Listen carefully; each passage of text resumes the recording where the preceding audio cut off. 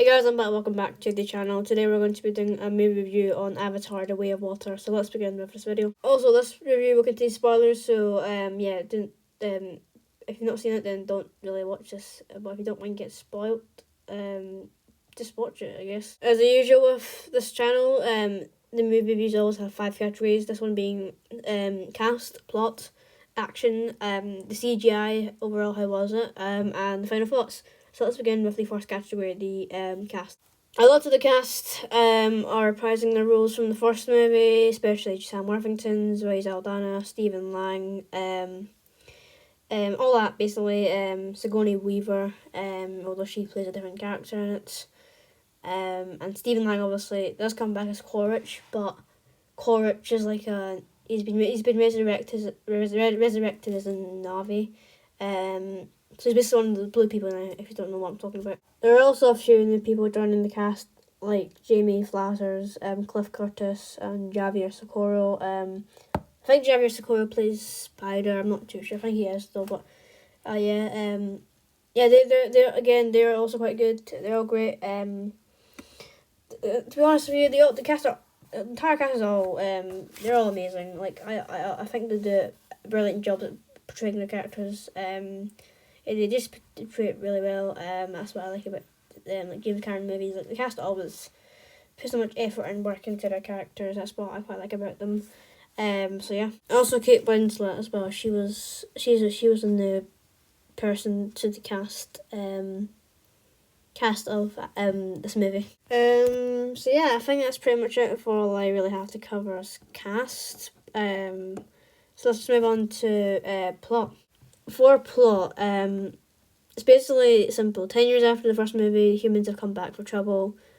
So again, the Sullys must stick together and try and defeat humans once again. But this time it's set at the sea. Like, they move to I don't know the name of the clan. It begins with M. I just don't know how to pronounce this, I think. But yeah, whatever, the Metakaina, I think it's called, clan. Yeah, they moved there because they just want to get away from all the trouble and they want to get to safety. So they moved to the Metakaina clan. And soon the humans find them, and then it's all out war at sea, which, yeah, that's pretty much it. The Way of Water's actually got something as well to do with the title. There's a reason why it's called Avatar: The Way of Water. Like, in the movie, the Metakaina people do say stuff about the Way of Water. It's like something about before your birth and after death, something like that. It is kind of cool that they've, like, trying to, give that title meaning and stuff like that. Moving on to the third category, action, or fight, not fight scenes, but just action in general. This movie, like the first one, has got plenty of good action. I enjoy the action. If you were to ask me though, what's better, the action in the first one or the action in this one? I'd say they're both as good. The action is they were kind of similar actually, honestly, if you think about it. Except this one's really set at sea, and there's no animals this time as well. There is animals, but there's no like forest animals, like sea animals this time. So yeah, the action is really enjoyable throughout. It's good action. Like the CGI, I'll come to that in a second, but the CGI for the action is just top notch. It is really good. It's enjoyable to watch. And yeah, this is kind of like an action sci-fi adventure movie. So, yeah, the action it is promising. It is really good, the action. And yes, it's great. Overall, it's great. In this movie, though, as always with the Avatar movies, though, like, humans are always the bad guys and the Na'vi are always the good guys. Like, you want to hate the humans in the movies, the Avatar movies, but, like, in real life, you know you're a human yourself. But yeah, it's just that feeling you get, where you just hate the humans. You just want to punch them or something because they're doing such terrible bad things to Pandora. Yeah, but that's just like a thing. It's a feeling you get when you watch the movies. Don't you think? Because it's always humans are always doing evil, cruel things to the Na'vi, Pandora, and you just want to just hit them right back or hate them back. Yeah, it's just the feeling you get. That's what I got when I watched Avatar and Avatar: The Way of Water. An example of that was when this really annoying guy, he was in one of the boats. He was so annoying, literally. I cannot stand any second longer with him being in the movie. So, basically, this rope came on the boat, and then the rope fell on top of his arm, or it was tightened around his arm. Then, when the boat was flung over, like the rope snapped his arm off. It came off his body, which was really satisfying. It was really fun. I almost wanted to cheer at that bit when he got killed, when his arm came off, when the rope snapped his arm off. But I know I couldn't. But it was a really funny scene when just when you watch humans get killed and die, and when the boats and jets, all the vehicles blow up. You want to cheer, don't you? It's just a feeling again you get when you watch these movies, because their reputation is so bad. Like, you kind of find it satisfying to watch them die. Well, that's just me, but sometimes I get that feeling, as I said, watching these movies. But yeah, for action, there's plenty of exhilarating scenes.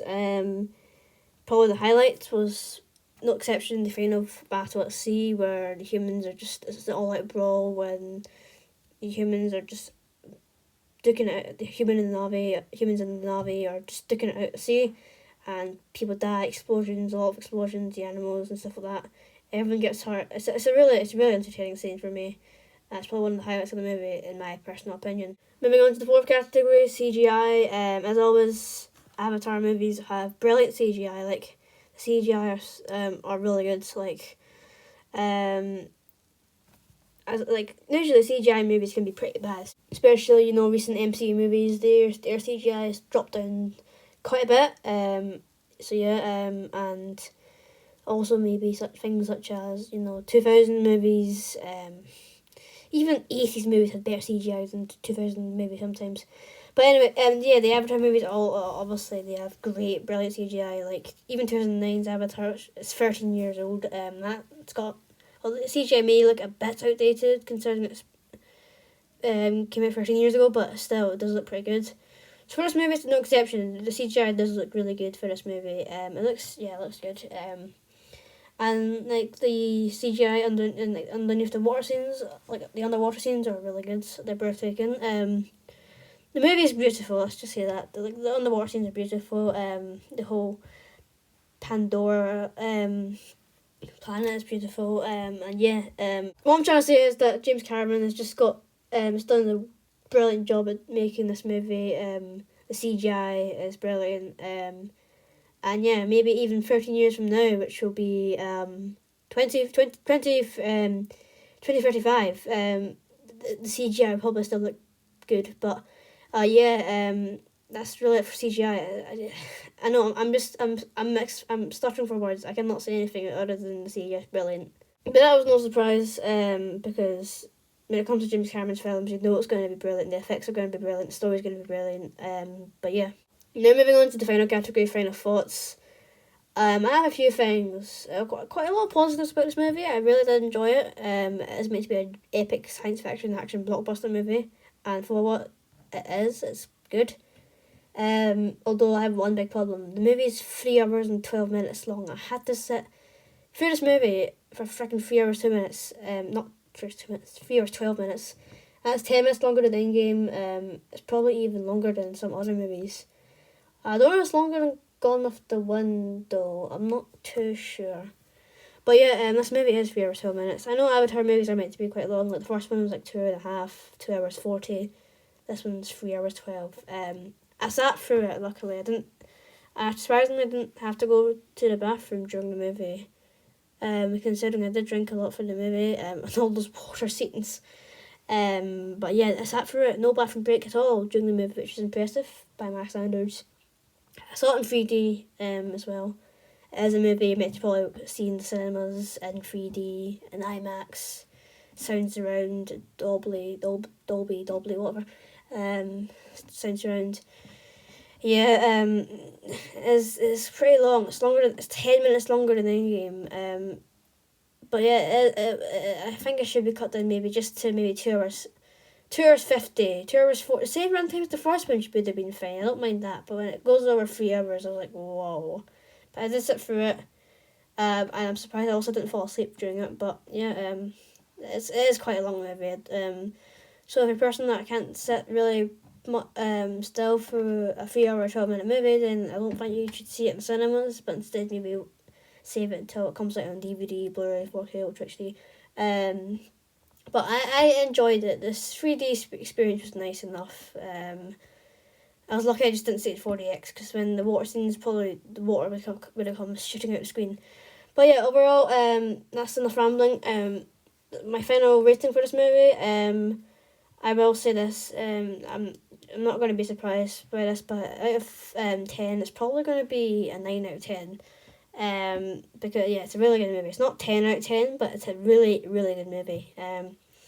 And definitely one that deserves to be this high up. And yeah, and if you ask me one more thing, if you ask me if it is better than the first one, I'm just going to say that they're both as good, they're equally as good. The first one's got more forest setting, this one's obviously got more of a sea setting. And yeah, when Avatar 3, which is rumoured to be called The Seed Bearer, comes out, I'll obviously do a movie reviewing that when I see that. But yeah, that's enough rambling from me today. I hope you enjoyed this movie review. If you enjoyed, please give this video a like, subscribe to find videos, and comment down below what are your thoughts on this movie if you have seen it yet. And yeah, if you did, why don't you comment down below, and until the next video, bye.